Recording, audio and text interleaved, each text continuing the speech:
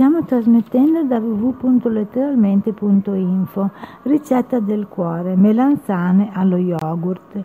1 chilo di melanzane sbucciate, sale, 3 decilitri di olio extravergine d'oliva, 3 spicchi d'aglio, 3-4 decilitri di yogurt naturale denso, 2 cucchiai di foglie di menta fresca sminuzzate.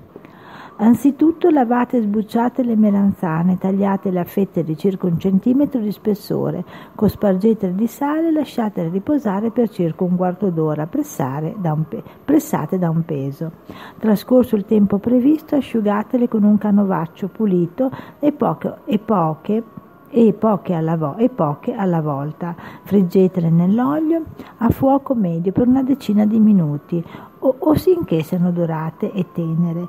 Poi scolatele e lasciatele su un piatto a raffreddare. Nel frattempo pestate in un mortaio l'aglio sbucciato e un pizzico di sale e unitevi quindi lo yogurt.